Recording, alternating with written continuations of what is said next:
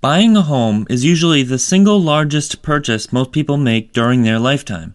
Combine that with the high emotions that are encountered during the process, it's easy to get carried away. By following some simple steps when purchasing a home, you can save significant amounts of money and ensure that you make a smart real estate investment with limited stress. Here are 6 things you must do before making your home purchase. Figure out how much you can afford. A great way to determine if you can afford a mortgage payment is to estimate the amount you anticipate it being and then save that amount as if you were actually making the payment. If you pay, let's say, $1,000 per month in rent, and you anticipate a mortgage payment to be $1,300, save the extra $300 per month for a few months to see how affordable it actually is. This will give you a real notion of the actual affordability of your home purchase and help you determine your comfort level of debt. You can go online and find a mortgage calculator that will give you an accurate estimate of your payment. Don't forget to set aside at least a couple $100s per month for maintenance, because any homeowner will tell you you will encounter issues. Budget for closing costs. Typically, home buyers will pay between 2 to 5% of the purchase price of their home in closing fees. So, if your home costs $150,000, you might pay between $3,000 and $7,500 in closing costs. On average, buyers pay roughly $3,700 in closing fees. Buyers are often surprised at the amount of closing costs and opt to roll them into the mortgage if the lender makes this option available. You've probably guessed that this is a very expensive way to pay the closing costs, considering you're amortizing these costs over the life of the mortgage of 15 or 30 years. It's much less expensive to save up and pay the closing costs in cash. Save for the down payment. The appeal of buying with little or no money down is obvious. You don't need a large sum of money, and you can use your savings for furnishings and home repair, and you can probably buy sooner rather than later. But there are several drawbacks to borrowing the entire or most of the purchase amount. In the same way that rolling extra costs into your mortgage costs you a lot extra in the long run, it's best to avoid using a loan that only requires a minuscule down payment. The larger your loan, the higher your payments will be, and you'll be stuck with that payment for the life of your loan. To see how the numbers work, calculate the payments on any loan you're considering with a loan amortizer. When you're stuck with a large payment, you have fewer options in the future.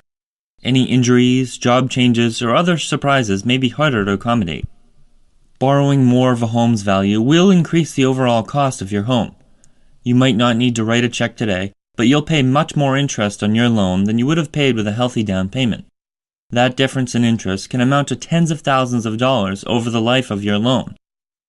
To see some of those numbers, look at loan amortization charts for any loans you're considering.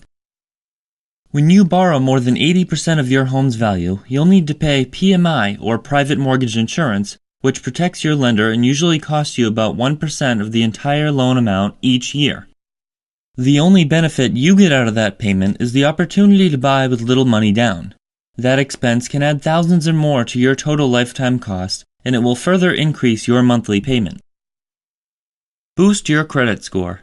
Making sure your credit is as high as possible will be beneficial when getting a mortgage. The credit score is the number your bank will go by to determine if you're a safe borrower, always paying your bills on time. In fact, most lenders won't even consider lending unless your credit score is at least 620. If your credit score is below this, consider improving your score before applying for a mortgage. In general, the higher your credit score, the lower your interest rate will be, which will significantly reduce your mortgage payment. A small difference in the interest rate on your loan will make a significant difference, especially during the first several years when your mortgage payment is mostly interest and very little principal. For example, an interest rate 1% higher on a $300,000 mortgage will cost you nearly $200 per month. You want to qualify for the best loan program with the lowest interest rate to keep your housing payment down. Get pre-approved. Getting pre-approved by your bank will benefit you in more than one way. Firstly, your bank will pre-approve you for a mortgage, taking into account factors such as your income, credit score, amount available for the down payment, and other factors depending on your personal situation. The pre-approval from your bank will tell you the maximum they're willing to lend you based on your repayment ability, so you'll have a general idea of your price range. Secondly, when you're ready to make an offer on a property, the seller will likely want to see your pre-approval letter showing that you're capable of purchasing the property. A strong pre-approval letter with your offer will show you're a serious buyer with the ability to close the deal.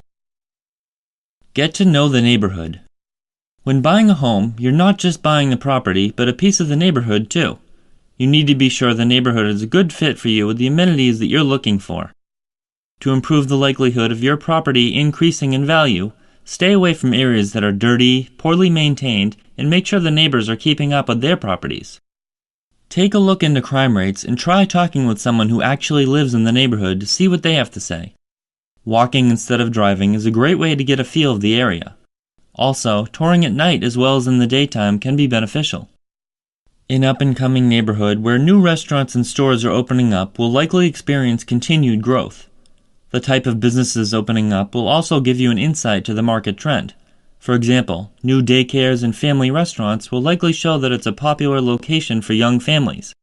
Keep in mind, you're much better off buying a less desirable home in a quality neighborhood than a remodeled home in a bad area. If you follow these principles when buying a home, you're likely to make a smart financial decision and get a great property that will provide you with a comfortable lifestyle and a return on your investment.